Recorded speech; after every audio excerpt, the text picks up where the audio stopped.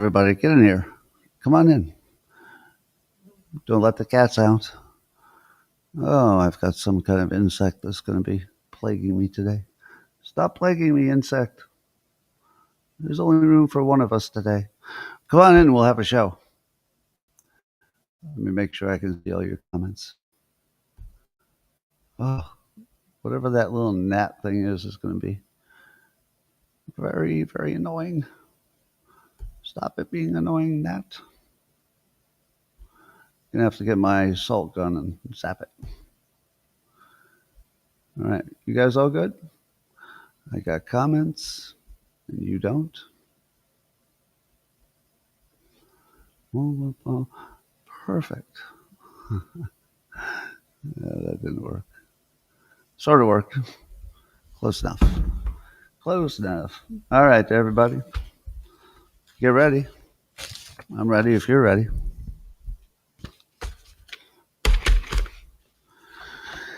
Well, good morning and welcome to the highlight of human civilization. It's called Coffee with Scott Adams, and you've never had a better time. But if you'd like to take a chance on elevating your experience to levels that nobody can even understand with their tiny, shiny human brains, well, all you need for that is a cup or a mug or a glass, a taker, chalice or stein, a canteen jug or flask, a vessel of any kind. Fill it with your favorite liquid, like coffee. And join me now for the unparalleled pleasure. The dopamine of the day thing makes everything better. It's called, that's right, simultaneous sip. It happens now. I'm sipping like a Trump. Well, let's see what else is happening today. After we do a reframe from my book, Reframe Your Brain, which is changing lives all over the place. You can get it on Amazon. And only Amazon, as it turns out. Probably. All right. Here's one of my favorites. You could call it the shelf space reframe, or you could give it another name. But the usual frame is that if you have some negative thoughts, you want to stop thinking about them, right? Some of you, I've completely changed your life with this reframe. Some of you have heard it before. It just makes sense, right? If you have negative thoughts, the obvious solution for negative thoughts is think fewer negative thoughts. But it turns out that your brain doesn't work that way. If you try to think fewer negative thoughts, you're probably going to think more of them, not less of them, because then you're obsessing on it. So here's the other way to approach it. This is the reframe. Instead of trying to stop thinking about negative thoughts, you can't subtract negative thoughts, but you can crowd them out. That's what the shelf space is all about. If I told you, hey, I'm going to make you think about your favorite thing all day. You're going to think about petting cats and eating delicious food and having great intimate relationships with people you love. And let's just say I got right into your business and just made you think about all those things. There are only so many hours in a day. If I make you use some of the hours to think about things you love, there'll be fewer hours left for negative stuff. So don't try to unthink. You can't do it. Don't try to think less of a thing. You can't do it. Try to think more of things. You can do that. Think more of things that are positive, more of things that you want, more of things you've enjoyed, more of things that inspire you, more of things that you just love. And you will crowd out that time you wasted with negative thoughts. That's your reframe for the day. All right, let's talk about the news. You might have heard that the government has reopened. Well, so what the hell was that? Oh, hold on. The fly has landed. We're going to try. No, that didn't work. We're going to be trying some anti-fly. Oh, hold on.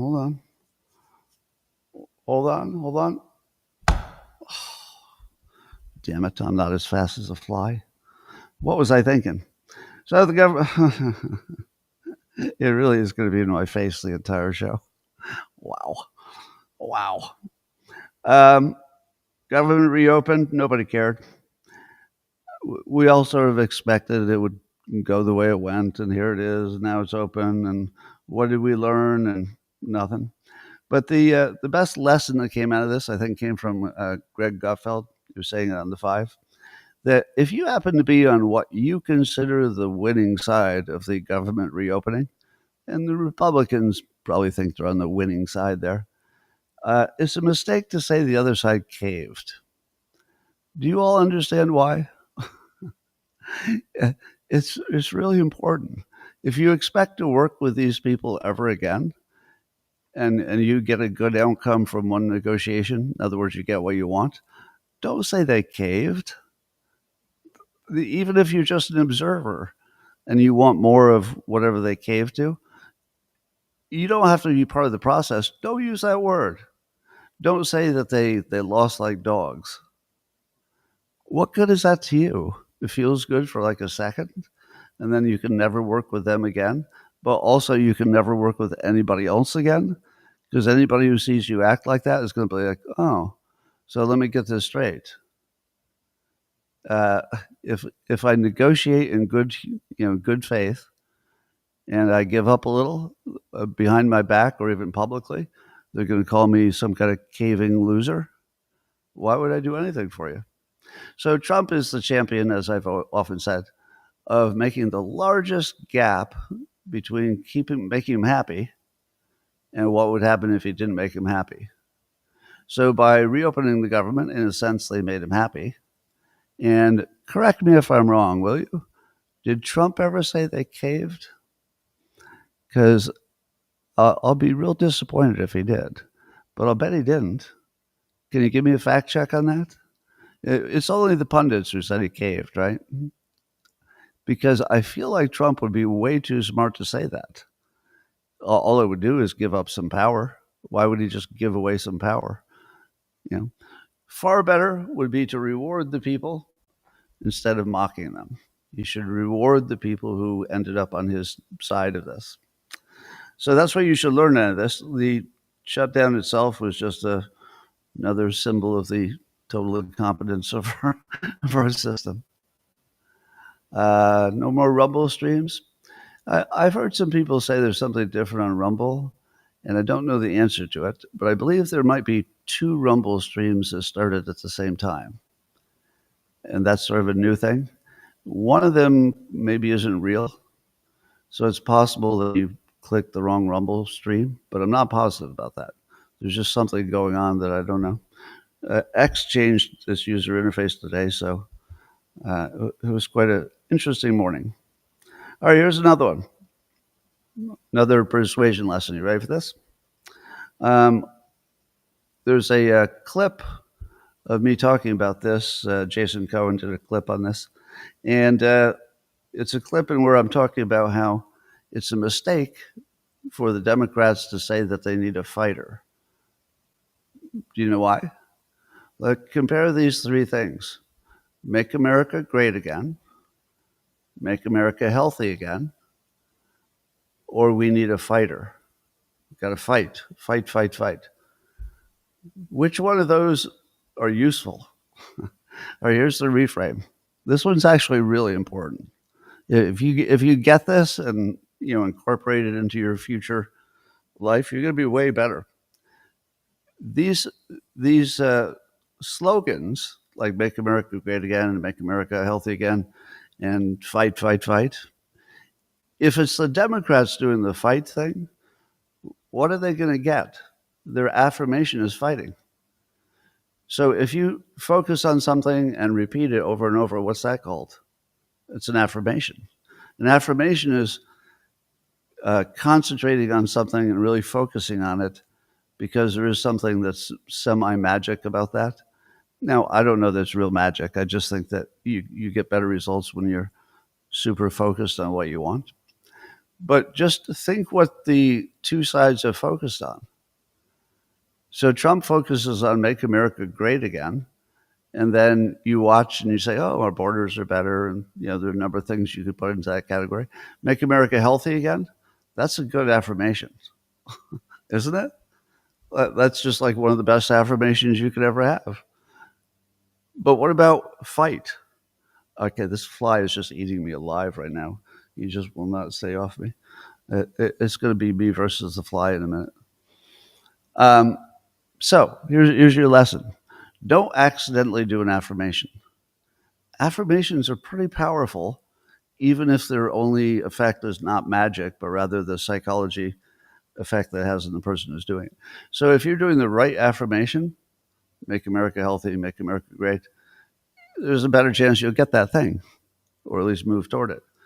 If you pick the wrong affirmation, you're going to still get the thing you affirmed, a fight.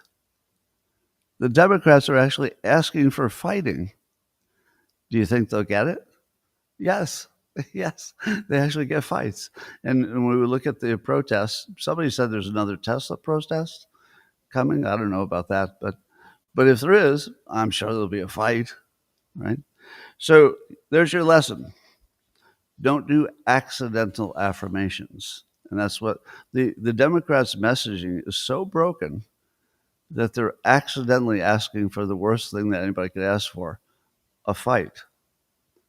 If they had been asking for a victory, I might be all in. Oh, a victory. But a fight?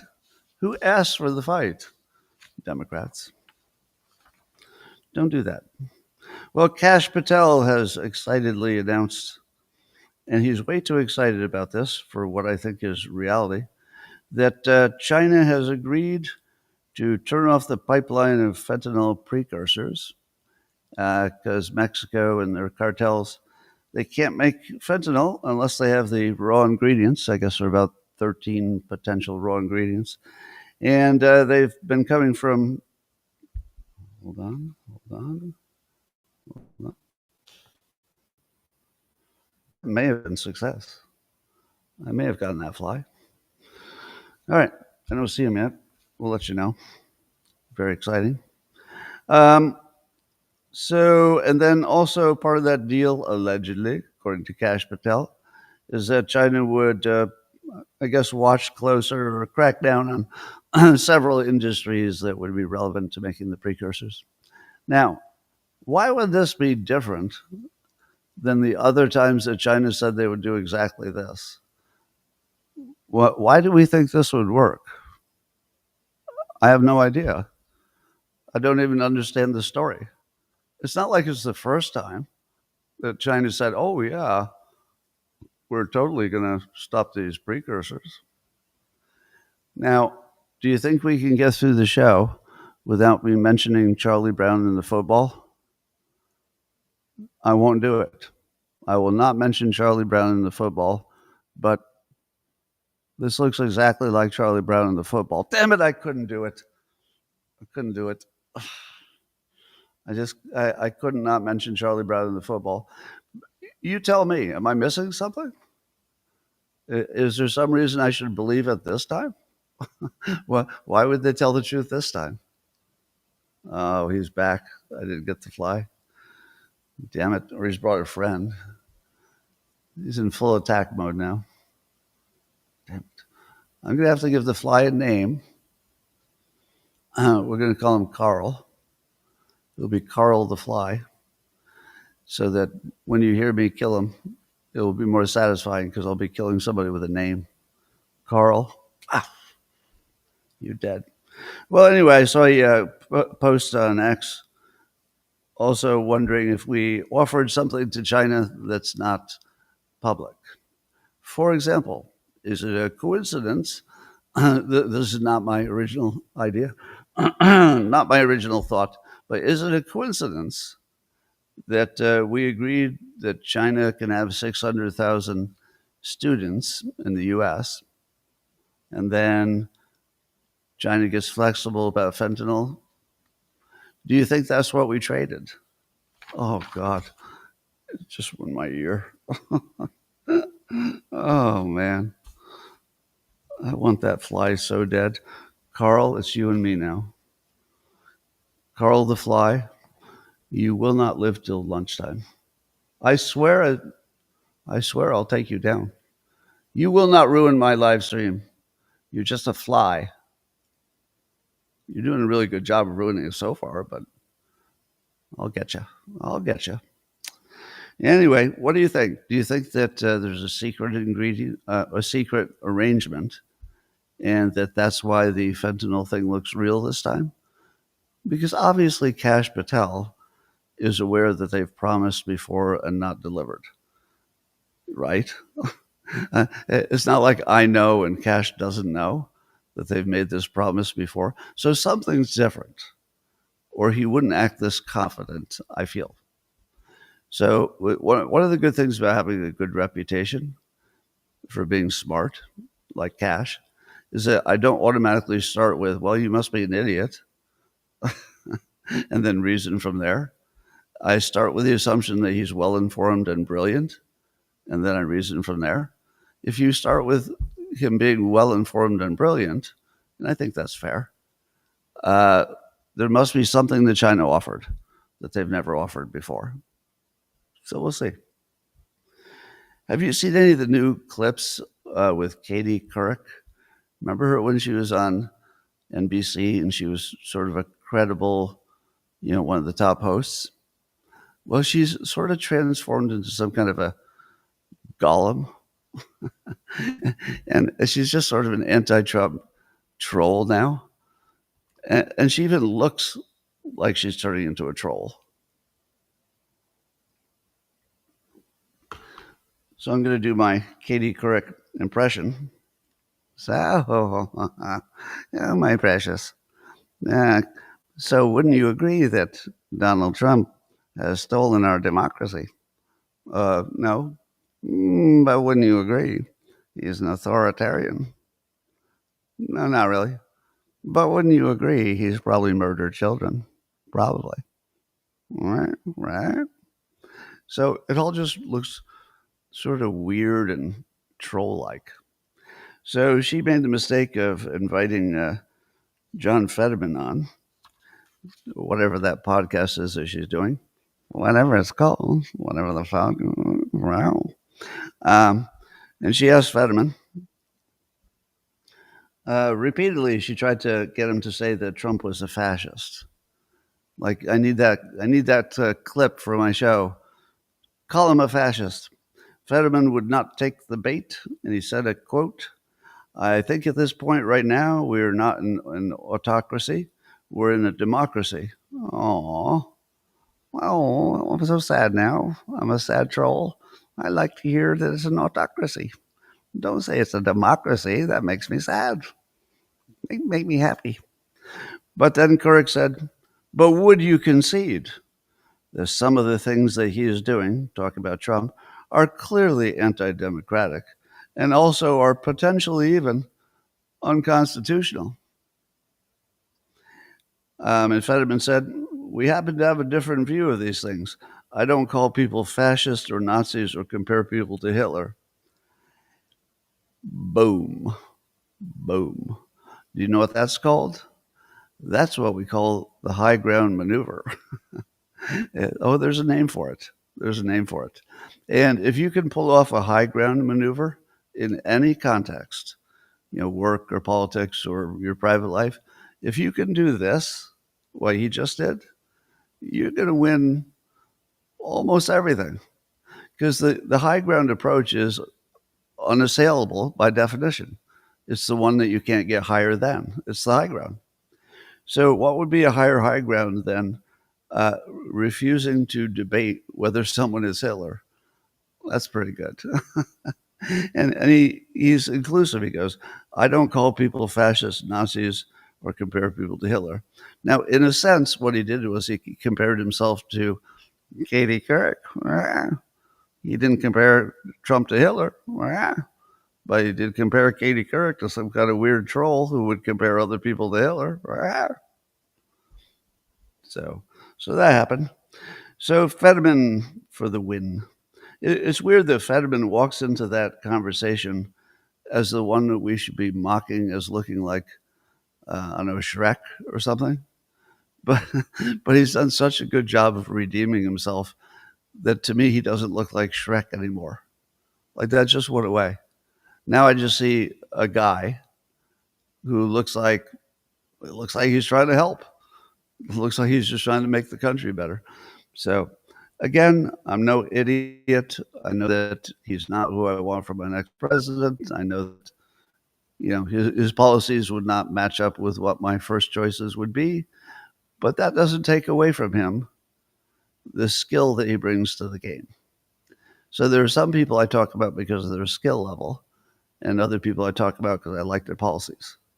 So he's a skill level guy. I'm not going to say he doesn't have skill. I refuse to act as if one of the most skilled people in the game is not there. So I'm going to talk about him. All right. Uh, Apparently, I didn't know about this, but the Trump administration is cracking down on. Oh, by the way, we'll get to the Epstein stuff. Don't worry, we'll get to it. Trump administration is cracking down on tunnels. I guess there are quite a few tunnels under the border. No surprise. But what I didn't know, this is new, is that there's some technology referred to as the Persistent Surveillance and Detection System, the PDS. Persistent surveillance. Persistent meaning it's just always on. And apparently there's a way to upgrade it. So we have some cool technology for identifying tunnels. That's kind of cool. I didn't know how much we already had, but apparently we're in good shape on tunnels, technology-wise, but we're going to do even more.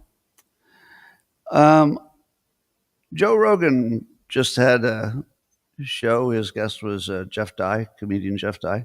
And I thought Rogan had one of the best observations or insights that I've seen in a long time. So just sort of revel in how smart this is. And part of the reason I present it this way is that part of the magic and skill of Joe Rogan is not making you know how much smarter he is than you, because it would be off-putting if you just knew how much smarter he was. He's really smart, but he lives what I'd call the everyman life plus. He's like the everyman with lots better toys and better cars and stuff. But that's part of his magic, that he never leaves that frame. He's just the guy you want to hang out with. He also is super smart, and it comes out in little ways that you're not expecting. Here's the example. So he talked about, I think I'm going to paraphrase this, but I hope I'm doing it right. And his idea was that in order for Obama and his crowd to sort of divert from the Russiagate hoax, which they were behind, that the Fine People hoax was actually the hoax to divert you from the other hoax. And I never really thought about it that way. But that does kind of fit, doesn't it? That the Fine People hoax was the hoax to get you off the other hoax. And that their entire structure is hoax to hoax to hoax. And that, and more importantly, Joe believes that there's no way that Obama was unaware that it was a hoax. Would you agree with that? There's no way that Obama thought that was true. He absolutely knew he was spreading a hoax. Why else would you do it? I mean, you do it to win, but it also is the perfect distraction. So when you think about the fact that Obama personally was probably behind the Russiagate thing, and then personally pushed the Fine People hoax to help cover up the other hoax, that is some of the worst shit I've ever seen in my life. Because that wasn't just about him and Trump, which would be bad enough. That was about us. When I say us, I mean my audience right now and all the people who were potentially Trump supporters. That was about us. He threw us under the bus, right? You can't just say that the guy you support is a Nazi without that automatically painting every single person who supports him. So we had to live with that. We had to live painted as a bunch of neo-Nazi supporters. And we had to wake up in the morning and know that he had just told half the country that we were neo-Nazi supporters. And the more prominent you were as a pro-Trumper, people like me, the more sure the people were that you were a neo-Nazi because of the hoax.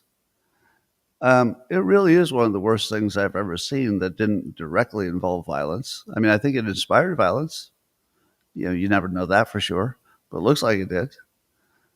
But am I wrong that if you add the two hoaxes together, they're unambiguously worse than anything I've ever seen in politics? Just anything. Yeah, I mean, I'm not talking about World War II atrocities and stuff. We're not comparing that stuff, but just in the political realm, minus gross overt violence, that's the worst thing I've heard. I suppose, I suppose, all right, let's be fair. Let's be fair about this. It's not worse than slavery. It's not worse than Jim Crow. So let me be a little more commonsensical about it. It's not worse than those things, but for the ordinary politics, it's worse. It's just worse than anything I've seen. Just unbelievably despicable.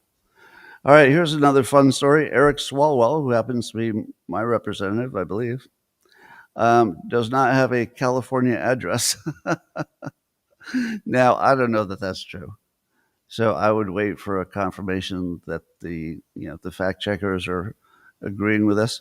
But according to the Gateway pundit, Joel Gilbert, nobody has yet found an address for him in California. But they do have an address, I guess he claims. But at that address, some other family has lived there for years. So it looks like he only has a home in Washington, D.C., or somewhere around there, and that he would not actually even be qualified, allegedly, even to be in office. How many of you think that's true? This one's, I think I'd wait on this one because the story is based on we can't find something. What they can't find is a valid address for him in California. But is that a solid argument? We can't find it? I wouldn't automatically believe a story that's based on I can't find it because somebody might find it. But we can wait and see if he claims he has an address. If he claims he has a valid address, we can just check the address. If you want, I can go over and look because apparently he claims he lives in Livermore, which is walking distance in that direction. I can literally walk to Livermore. I wouldn't right now, but I could. So I could go knock on his door. I'm not going to do that, of course. But anyway, let's talk about the new dust up with the Epstein files. This feels like Groundhog Day, doesn't it? Every time Epstein files comes up. All right, so the basic idea is everybody knows who Epstein is. You all know that Trump doesn't want the files released, which makes him look guilty of something. Republicans apparently are trying to back the president on that and not release them. But Democrats want it all released. And they got enough votes in the House with a few crossovers that would not surprise you. So we got Marjorie Taylor Greene voting for disclosure. I believe Boebert voting for disclosure. And does anybody feel like arguing with either one of those? If Boebert and Marjorie Taylor Greene say, I've lived a certain life, I don't have to get into the details, right? I've experienced a certain life. You need to make this transparent. You know what I'm talking about, right? I feel like those two have every right to ask for maximum transparency no matter who the victim is or no matter who gets hurt. I think they deserve maximum transparency. Now, Thomas Massey also wants maximum transparency, so he's part of that. And he's got his own drama with Trump. Trump wants to primary him, not just for this, but for not voting for the same side as much as he should, according to Trump. So that's the setup. The setup is it's getting some Republicans to be mad at other Republicans. If you find a way to be mad at Boebert or MTG over this, you should check your work. You have to let them just experience this and act on it the way they feel best. And just stay out of it. They have the right to go hard on this, and they are. But there are all kinds of twists and turns. So what's new is, I guess I found some new emails that include a journalist who's an anti-Trump, well-known anti-Trump journalist. Wolf is his name, Wolff. Is it Michael Wolff?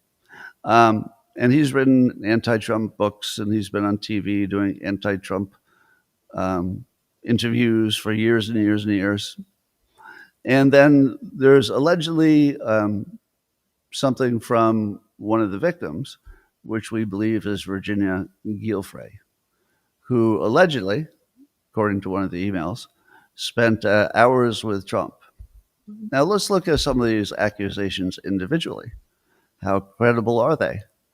How credible are the accusations if they involve Epstein, this journalist Wolff, and then one of the victims, Virginia Giuffre, who is not only deceased, tragically, but also was famous for having accused, what's his name? Yeah, she's made an accusation of Dershowitz that she later completely reversed and said, "Oh, I just had you confused with somebody." Now, I, of course, will never know what is true or what is false of any of the Epstein stuff. But what we can say, if somebody is known and admits that they once made an accusation that they later completely reversed, wouldn't it be fair to say that person has no credibility, even if it's true? They don't have credibility because they've told a story and they've reversed it once. So you can't trust that person. So you've got one person who, sadly, is a victim, of course. So she's a victim first. But there's no reason to believe anything that she said about anything.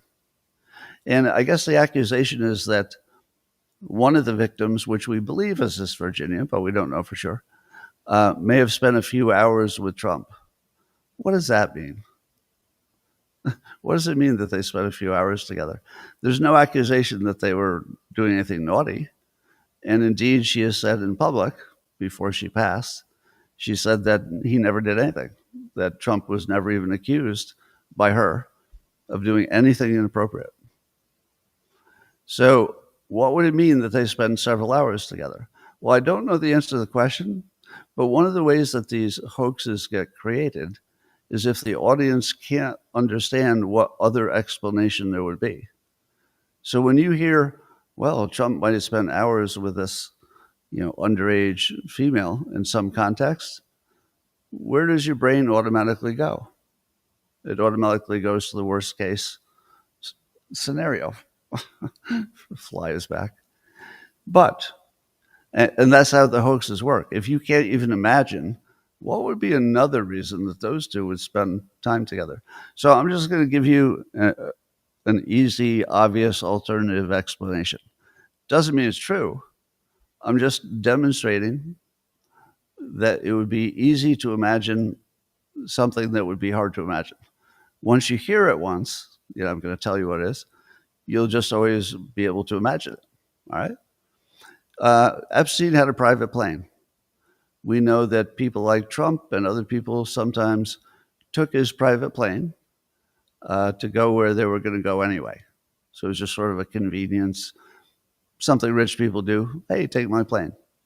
It is not uncommon, and I know this from actual experience, that if you're going to take somebody's private plane somewhere, often there's someone else who needs to go there at the same time.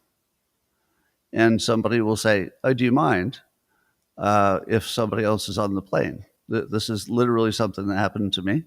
Do you mind if somebody else is on the plane? Of course not. It's not even my plane. Of course. What would happen if Trump said, can I take your plane? Mine's being serviced. Do you mind if I take your plane to New Jersey? Imagine Epstein says yes. And then an hour later, Virginia Giuffre comes and says, I need to visit my sister in New York or something. Can I take the plane? And then Epstein would say, oh yeah, Trump's going to be taking the plane to New Jersey. We'll just pick an airport that's right for both of you, and you can take the plane.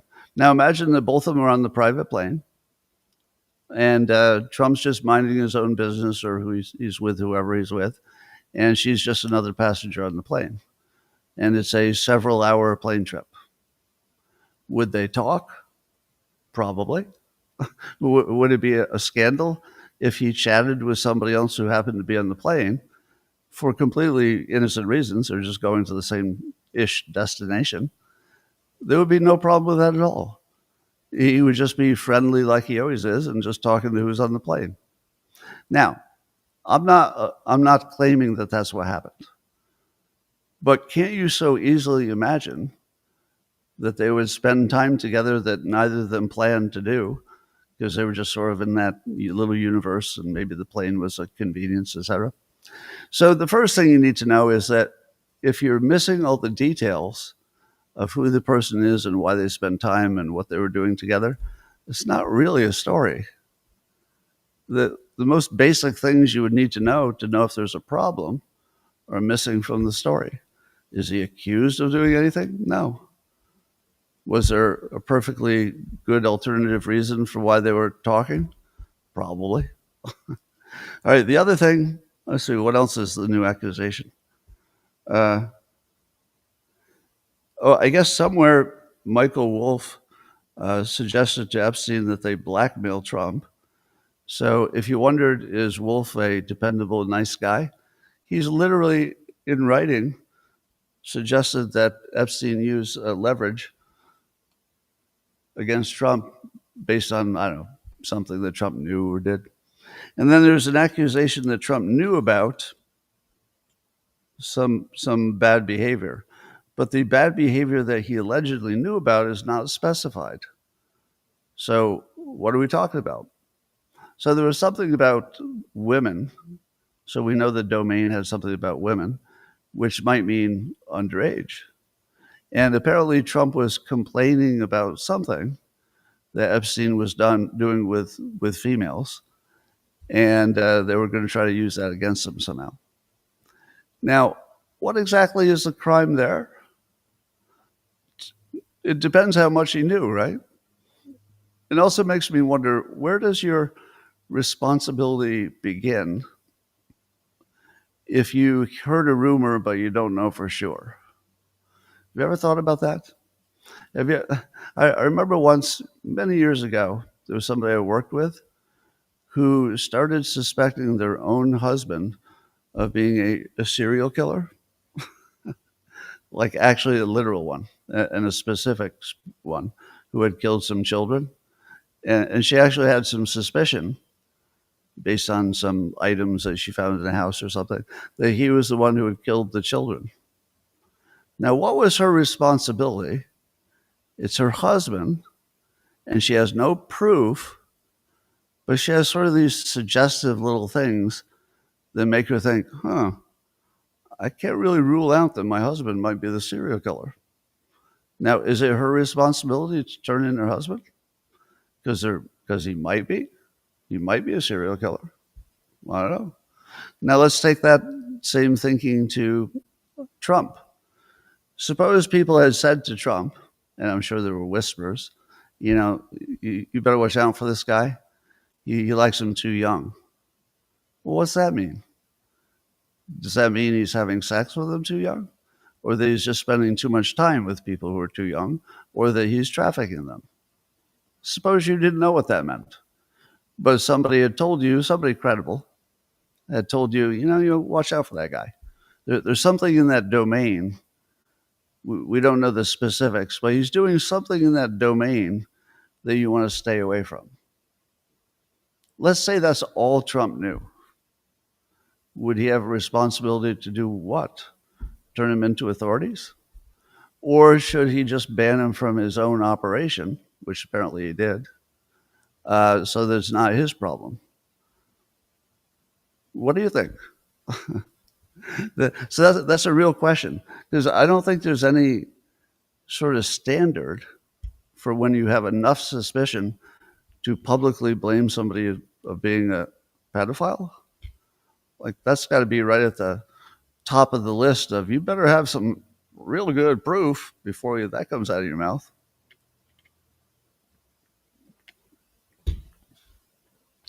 If I seem parched, it's because one of my meds makes me dehydrated.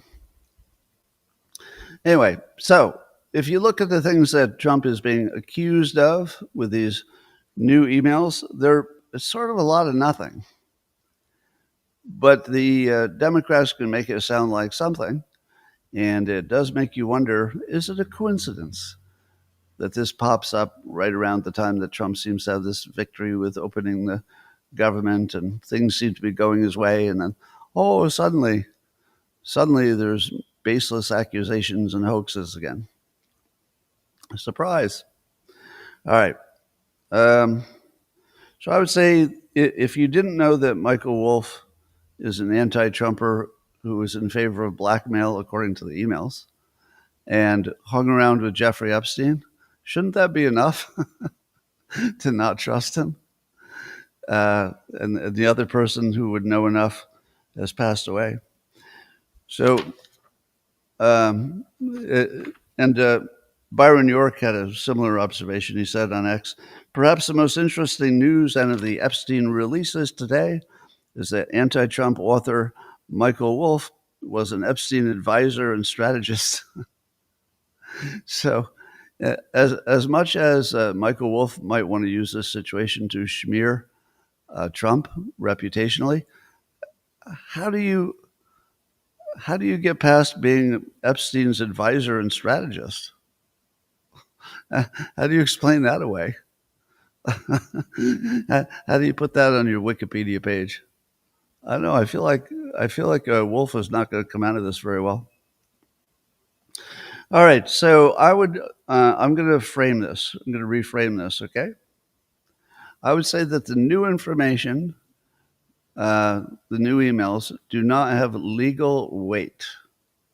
In other words, there's nothing there that would trigger any kind of a legal process. They do not have legal weight.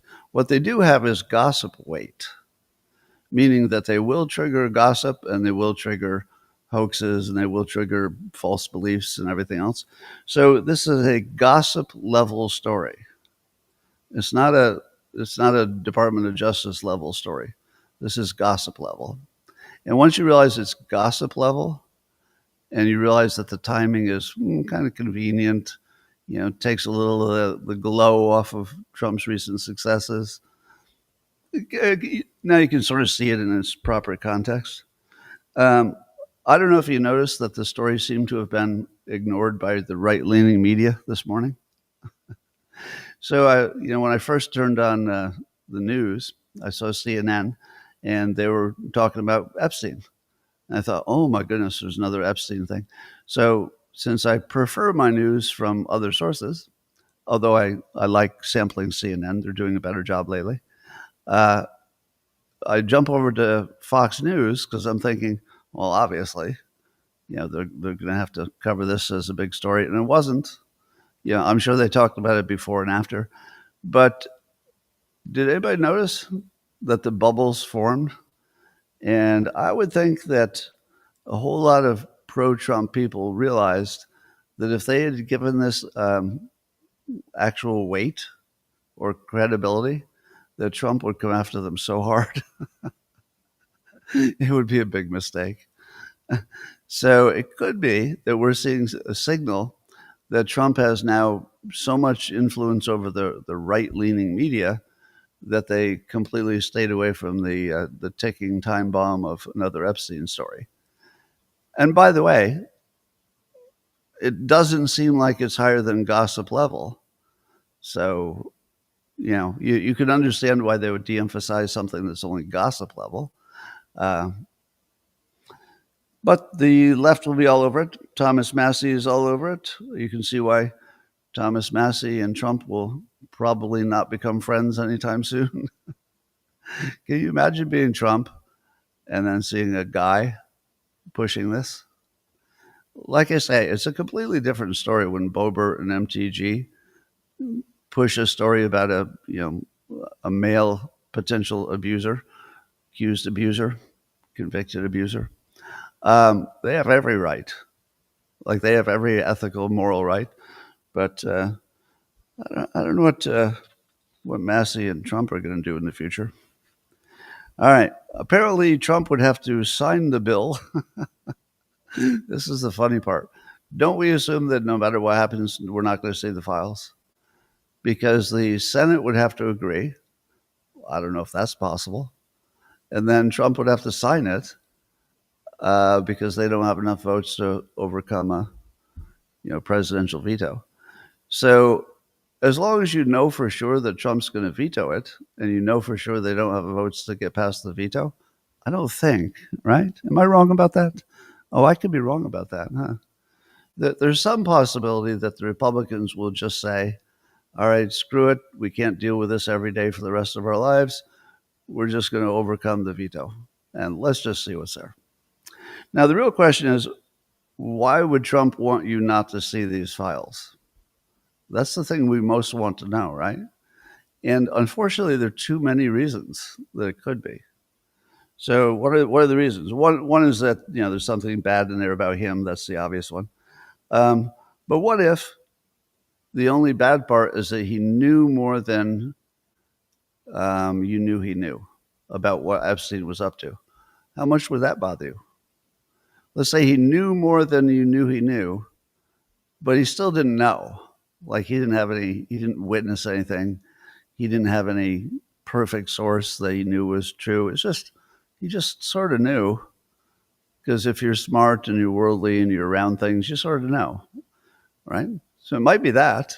He just doesn't want people to know that a reasonable person could have deduced that there's a bigger problem than maybe was obvious on the surface. Could it be that it's some kind of intel connection thing, and there's some intel agency that doesn't want this to come out? So Trump might be just supporting his CIA, or maybe they blackmailed him too. Could be some foreign intel. Could be protecting some foreign leaders. Could be protecting Great Britain. If Prince Andrew has been named as one of the perps, maybe there's more to know about that. Maybe Great Britain said, here's the deal. We will die on this hill. There's no reason to believe they said this. But could you imagine the conversation that, let's say, the royal family or Great Britain would have with Trump privately, if they knew there was more to come out, let's say with Prince Andrew in particular? Would they possibly say, look, we will give you anything to not let this out? You tell us what you need. You want a better tariff? You got it. You want us to fund more of Ukraine so you don't have to? You got it. Just do not let this come out. Is that possible? Maybe. I mean, Trump's a deal maker. If you handed him the leverage to win a bunch of negotiations with Great Britain, you're gonna ask about Israel, right? But so in your own mind, you could throw that in there if you want. So it could be that Trump knows that if he doesn't give away the secrets, then he gets to use them as his own leverage, which might be, and again, this is just speculation. I'm just showing you that there's a wide range of what could be behind all this. Some of it's good, some of it's bad. We may never know. But Trump would definitely have an advantage if he was the only one who knew, or the only politician who knew what the real situation was and who was involved. All right, let's see what else. Now, this is fun. Let's see how many of you think this is a complete coincidence. So does this have anything to do with Epstein, the next thing I'm going to talk about? Does it have anything to do with Epstein, or is this just total coincidence? Trump has written a letter to the Israeli president asking him to pardon Netanyahu from what he thinks is a lawfare kind of unjustified prosecution, which has been going on for years. Washington Examiner is writing about this, Emily Hallis. And it was a long, well-written letter in which Trump made his argument of why they were treating Netanyahu unfairly. And a big part of the argument is that Trump and Netanyahu are such a good team that they could accomplish unprecedented things, but not if Netanyahu is in jail. So a pardon would be a good thing for us, allegedly.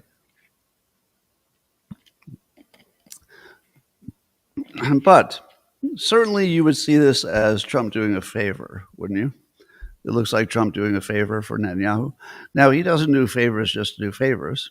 Well, that's not true. Sometimes he does. He did favors to me just to do a favor. Um, so there's some reason he's doing it now, and it could be that the reason is it's just the right time to do it because Gaza is moving forward in a productive way. Things worked out. Netanyahu's reputation probably isn't going to get better. This would be a good time to strike. But then I was curious, what exactly is he being accused of? And I'm still not entirely sure, but apparently there were $200,000 worth of what they call extravagant gifts that he accepted while in office. Netanyahu did. Extravagant gifts. Now, when Trump talked about the extravagant gifts, he was minimizing it. And he said, we were talking about champagne and cigars. And Trump was acting like, come on. They're basically just quality champagne and cigars and stuff like that. And we're not talking about giving somebody a pile of cash. Now, that is very different. What you would do for a pile of cash would be completely different than what you do for a little extra good champagne. So the first thing I'd like to know to understand this topic is Netanyahu really being accused of real crimes? Are these real crimes? And even if it's a real crime, well, let's say he took some champagne. Let's say he accepted some of the best cigars in the world. Do you really care? Do you really care? I mean, that's what Trump asked. Do you care? I mean, I get how it would be technically illegal, but who cares? Now, if they gave him a luxury car, well, yeah, I get that. You should care about that and find out if there was anything that he gave in return. I haven't heard the accusation of that. But we're flying a little bit blind here in the U.S. because we don't know if the accusations are credible or not. But the real question is it a coincidence that the Epstein stuff popped up the same time as the Israel stuff? Probably is. Probably is a coincidence. All right, here's another persuasion lesson. Mamdani, the new mayor of New York City, he says that he does plan, if he can do it, he wants to speak to President Trump. And he says, calling his relationship with Trump, quote, critical to the success of the city. OAN is reporting on this. Blake Wolf, different wolf. A lot of wolves in the news today. Anyway, so Mamdani plans to speak with Trump. And the way he worded it was, quote, if President Trump wants to speak about lowering the cost of living or delivering cheaper groceries like he ran on in 2024, I'm there to have that conversation, Mamdani stated. Now, do you ever hear Republicans use that phrase? I'm here to have that conversation. Remember what I said about fight, fight, fight? If what you're affirming is fight, you get a fight. If what you're affirming is health, you get health. If what you're affirming is greatness, you get greatness. But he's affirming a conversation. Like, why would you affirm a conversation? It's like the lowest level of accomplishment. I'll tell you, I worked all year on this, and I got myself a conversation. I know. A lot of people would never be able to have a conversation. But I got myself a conversation. Carl just won't leave me alone this morning. So never use the word conversation if you're trying to be a person who gets stuff done. He started really well, which is Mamdani's secret sauce, that he's a good communicator. So he started out by talking about lowering the cost of living, delivering cheaper groceries, and pointing out that Trump had asked about those same things. But then he falls into Democrat talk, which is, we have to have a conversation about this. That's a nothing. That's a nothing. So we'll see. Good luck, Mom Dummy. I'm sure that'll be a great conversation with Trump. Um, I saw this story today from the history of behavioral sciences. So you all know what cognitive dissonance is, right? So cognitive dissonance, most totally well documented psychological phenomenon, and it happens when somebody is in a situation where they do something that's sort of counter to who they know they are. And if you do something that's opposite of who you are, let's say you're a nice person, but you do something cruel, you don't say to yourself, oh, I guess I was wrong. I guess I'm cruel.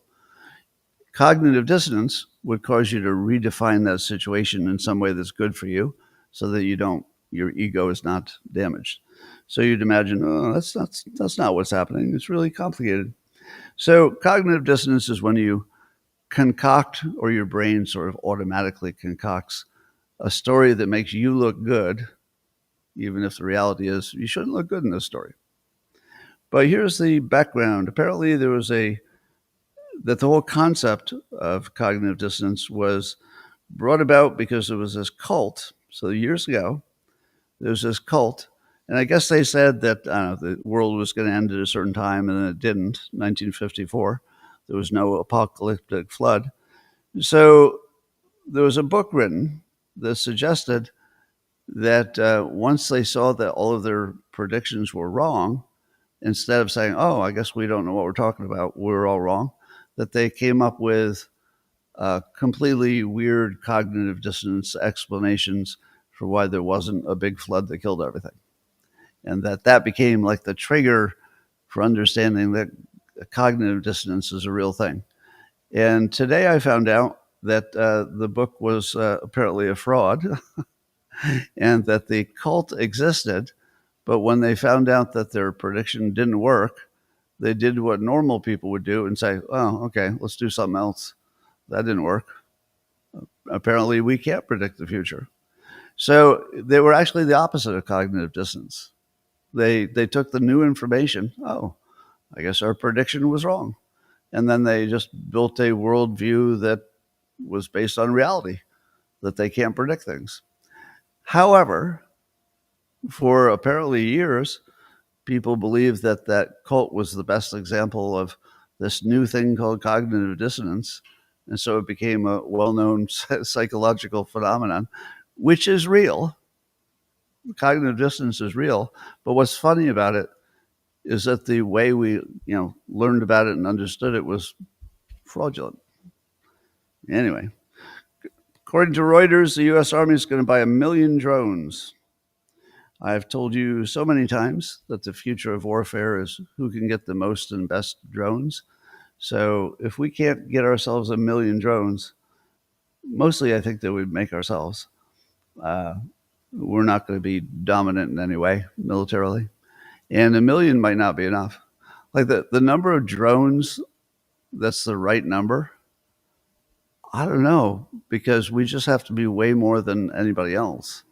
So if it turns out that China figures out how to make 10 million drones a year, even if they don't use them, we're going to have to figure out how to make 20 million drones a year. So we're in the drone making contest situation. Yeah. So we'll see. And then allegedly, and I don't believe this either, that Russia is signaling some interest in restarting peace talks. Do you believe that? The Washington Times is reporting this. Now, I don't know exactly how they know if Russia is serious about any of this. Doesn't seem like something that we could know for sure. But it's possible that since both sides are just slamming each other with drones and missiles, that neither of them wants to go through the winter. So it could be that Putin is aware that even if he's winning, and a lot of smart people say, oh, Russia is definitely winning, it's a war of attrition.